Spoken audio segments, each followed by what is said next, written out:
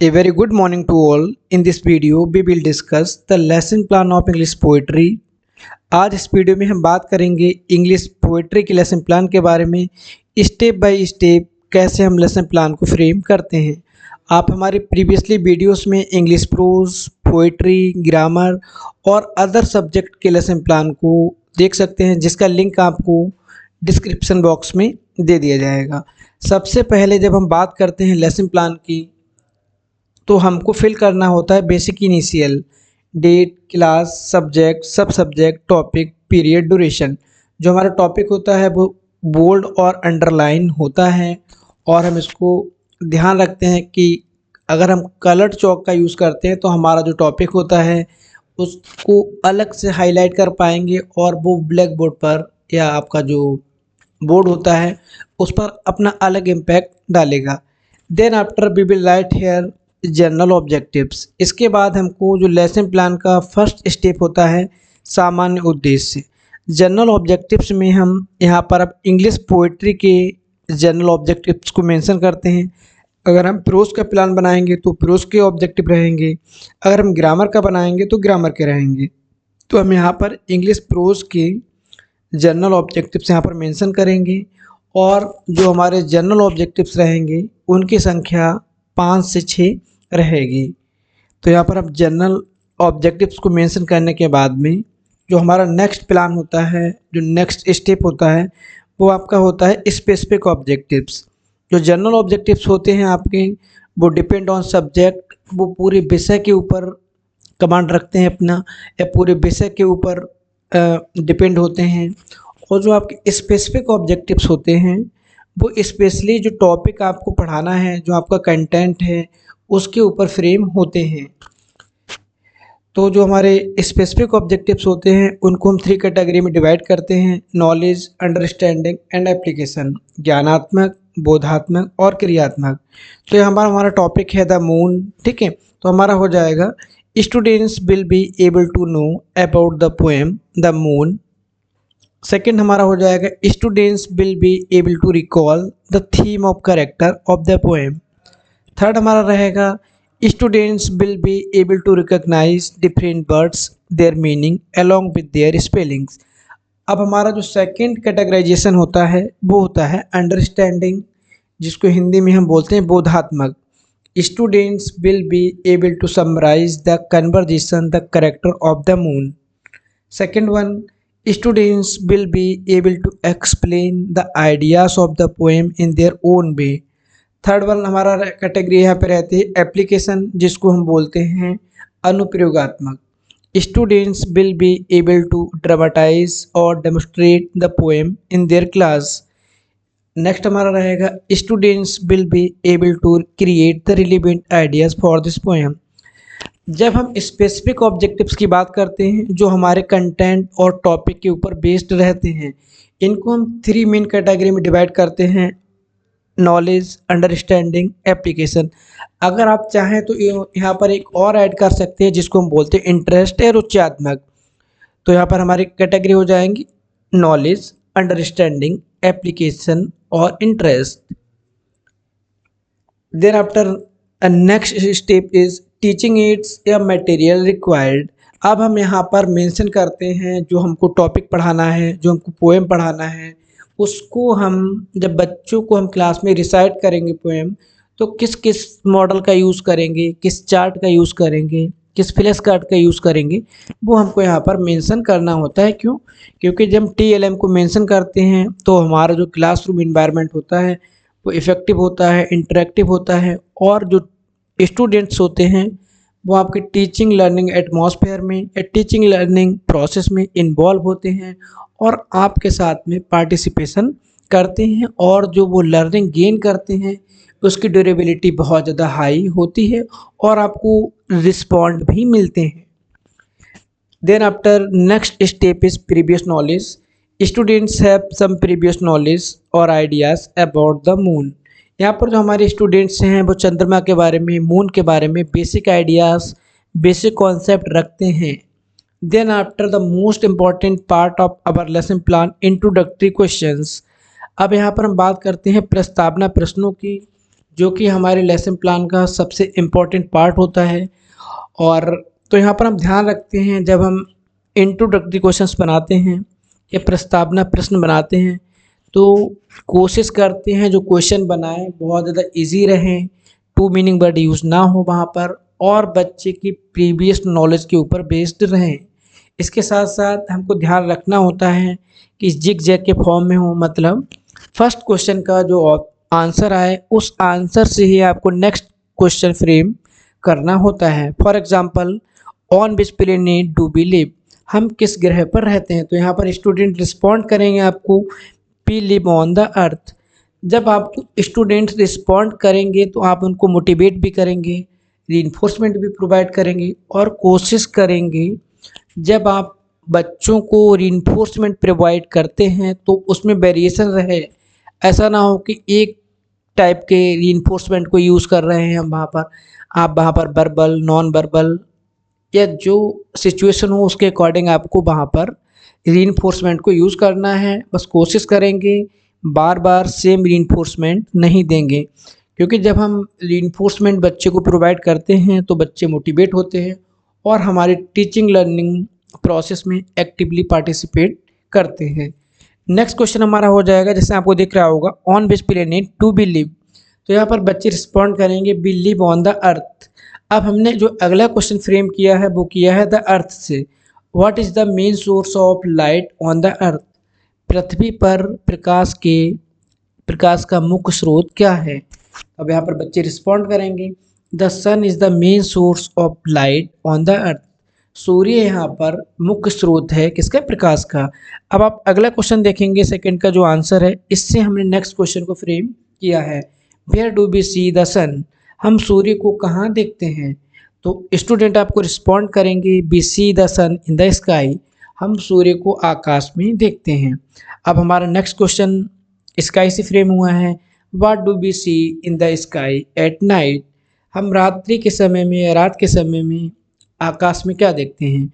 तो बच्चे रिस्पॉन्ड करेंगे यहाँ पर we see the moon and stars at night, हम रात के समय में चंद्रमा और तारों को देखते हैं। अब हमारा लास्ट क्वेश्चन जो होगा, जो कि आपका प्रॉब्लमेटिक होगा, समस्यात्मक होगा, जिसकी आपको टीचिंग करनी है, तो हमारा हो जाएगा what do you know about the poem oh look at the moon. तो ये आपका प्रॉब्लमेटिक हो जाएगा। इसके बाद आपको दे देना होता है स्टेटमेंट ऑफ द एम, जिसको हम बोलते हैं उद्देश्य कथन। आपने यहाँ देखा होगा प्रस्तावना प्रश्नों में इंट्रोडक्टरी क्वेश्चन में जिग जैग के फॉर्मूला को यूज़ किया गया है, मतलब फर्स्ट क्वेश्चन का जो आंसर उसी आंसर से नेक्स्ट क्वेश्चन को फ्रेम करना है और ये चैन आपकी लास्ट क्वेश्चन तक चलती है। स्टेटमेंट ऑफ द एम में आपको बोल देना है यहाँ पर, dear students today we shall study the poem oh look at the moon. अब आपका यहाँ से एक्चुअल लेसन प्लान रन होता है, जो हमको टीच करना होता है प्रेजेंटेशन, जिसको हम बोलते हैं प्रस्तुतिकरण। यहाँ पर हमारा जो लेसन प्लान होता है वो 5 कॉलम में डिवाइड हो जाता है, teaching point, people teacher activities, students activities, method and device और ब्लैक बोर्ड राइटिंग वर्क। शिक्षण बिंदु, छात्राध्यापिका क्रिया, विद्यार्थी क्रिया, विधि प्रविधि, श्यामपट लेखन कार्य। देखो इंग्लिश प्रोज के लेसन प्लान की जब हम बात करते हैं तो वहाँ पर जो पहला टीचिंग पॉइंट होता है वो होता है हमारा मॉडल रीडिंग, जिसको हम बोलते हैं आदर्श वाचन। लेकिन जब हम पोइट्री के प्लान को फ्रेम करते हैं तो जो हमारा फर्स्ट टीचिंग पॉइंट होता है वो होता है जिस्ट ऑफ द पोएम। यहाँ पर हमको जो पोएम पढ़ाना होता है उसकी समरी हम बच्चों के सामने प्रेजेंट करते हैं इफ़ेक्टिव वे में with the help of teaching ads, model, chart, जिसके थ्रू आप अपनी जो आपको पोएम रिसाइट करनी है, जिस पोएम को पढ़ाना है, उसकी समरी को, उसकी थीम को बच्चों को बताना होता है इफ़ेक्टिव वे में, जिससे कि बच्चे उस जो पोएट्री आपको रिसाइट करनी है उसमें इंटरेस्ट ले पाए वहाँ पर। तो क्या होता है, pupil teacher will summarise the poem in briefly with the help of colourful और अट्रैक्टिव चार्ट और मॉडल।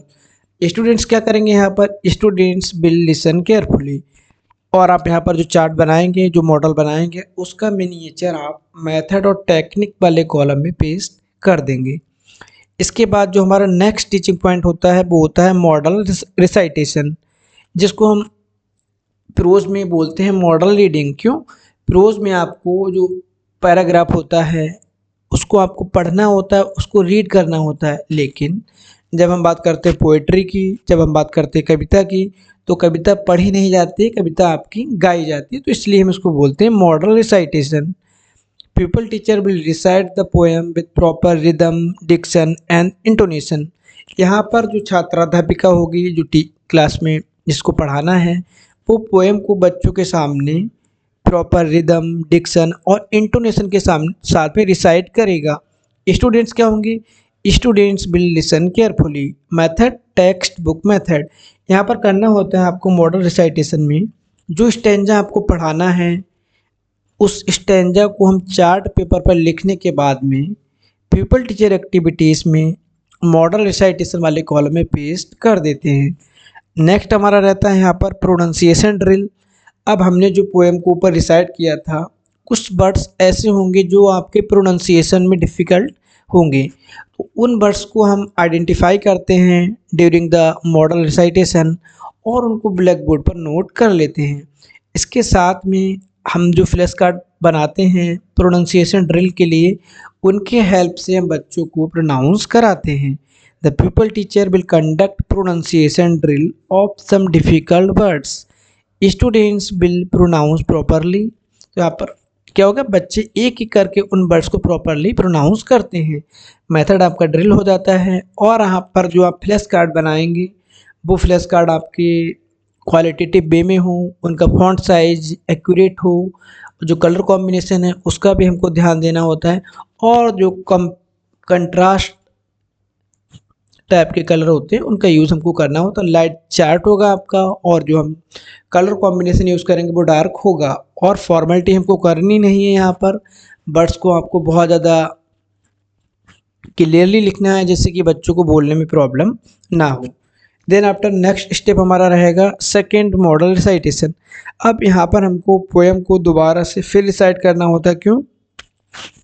क्योंकि नॉर्मली जब प्रोज का पैराग्राफ होता है तो उसमें बच्चे उस पैराग्राफ को समझ लेते हैं। क्यों? क्योंकि प्रोज के पैराग्राफ में कोई हिडन मीनिंग नहीं होते हैं। लेकिन जब पोइट्री की हम बात करते हैं, क्यों, पोइट्री में आपको पूरा रिदम का भी ध्यान देना होता है, डिक्शन के भी ध्यान देना होता है, राइम स्कीम का भी ध्यान देना होता है। तो हम पोइट्री को दोबारा पढ़ते हैं, इसलिए रिसाइट करते कि बच्चे उसको प्रॉपर वे में रिसाइट कर पाएँ। Pupil teacher will recite the poem with proper rhythm, diction and intonation. Students will listen carefully. Text book method आपका होगा। इसके बाद में हमारा नेक्स्ट पॉइंट आता है टीचिंग वर्ड एक्सपोजिशन। अब यहाँ पर हम कुछ डिफ़िकल्ट वर्ड्स को एक्सप्लेन करेंगे with the help of students. अब यहाँ पर हम कुछ वर्ड्स को आइडेंटिफाई करेंगे जिनकी मीनिंग हमको बच्चों को बताना है। तो अब यहाँ पर हम क्या करेंगे, कोई वर्ड हमने ले लिया, फॉर एग्जाम्पल शिफ्ट, मीनिंग आपका होता है फॉर्म्ड। अब यहाँ पर हम बच्चों को भी इन्वॉल्व करेंगे। अगर बच्चों को पता है तो हम बच्चों से पूछते हैं, आपने मीनिंग बताया है, अब इसको हम डिवाइस के थ्रू, डिवाइस आपके सेंटेंस हो सकता है, डेमोस्ट्रेशन हो सकता है, एंटोनियम, सिनोनियम या डायरेक्ट मेथड, जिसके थ्रू आप बच्चे को मीनिंग क्लियर कराते हैं क्लासरूम एनवायरनमेंट में।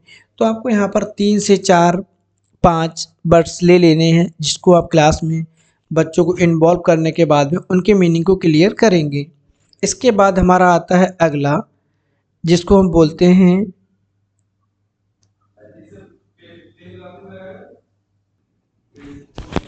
इसके बाद हमारा जो नेक्स्ट टीचिंग पॉइंट होता है वो होता है यहाँ पर इमिटेशन रीडिंग। देखो, जब हम प्लान बनाते हैं इंग्लिश प्रोज का तो वहाँ पे साइलेंट रीडिंग होती है, लेकिन जब हम पोइट्री के प्लान की बात करते हैं तो यहाँ पर साइलेंट रीडिंग नहीं होती है। यहाँ पर होता है हमारा इमिटेशन रीडिंग। यहाँ पर हम बच्चों से पोएम को रिसाइट कराते हैं, बच्चे यहाँ पर पोएम को रिसाइट करते हैं। अगर बच्चे यहाँ पर मिस्टेक करते हैं, एरर करते हैं, तो हम उनको वहाँ पर ठीक कराने की कोशिश करते हैं और बच्चे प्रॉपर वे में पोएम को रिसाइट करें। देन आफ्टर हम यहाँ पर हमको पूछना होता है कॉम्प्रिहेंसिव क्वेश्चंस। कॉम्प्रिहेंसिव क्वेश्चंस में यहाँ पर जो हमने पोएम पढ़ाई है, ऊपर जो हमने पोएम की समरी बताई है, उससे हमको क्वेश्चन को पूछना होता है। The pupil teacher will ask some questions for the understanding of the passage. तो यहाँ पर हो जाता है आपका द स्टूडेंट्स विल रिस्पॉन्ड, यहाँ पर बच्चे आपको रिस्पॉन्ड करेंगे। मेथड आपका क्वेश्चन आंसर मेथड है, क्वेश्चनिंग मेथड। यहाँ पर आप कॉम्प्रिहेंसिव में अब आपको 3 4 5 6 जितना आप चाहें क्वेश्चन बनाते हैं। क्यों? क्योंकि हम यहाँ पर चेक करते हैं बच्चों ने कितना रिसीव किया, बच्चे कितना रिस्पॉन्ड कर रहे हैं। ठीक है, इसके बाद हमारा नेक्स्ट स्टेप आ जाता है ब्लैक बोर्ड समरी। अब यहाँ पर आपने जो ब्लैक बोर्ड वर्क कराया होता है उसको मेंशन करते हैं। उसके बाद में हम बच्चों को कॉपी में उतारने के लिए अलाउ करते हैं। इसके साथ साथ हम क्लासरूम को ऑब्जर्वेशन करते हैं कि बच्चे कॉपी में उनको उतार रहे हैं कि नहीं।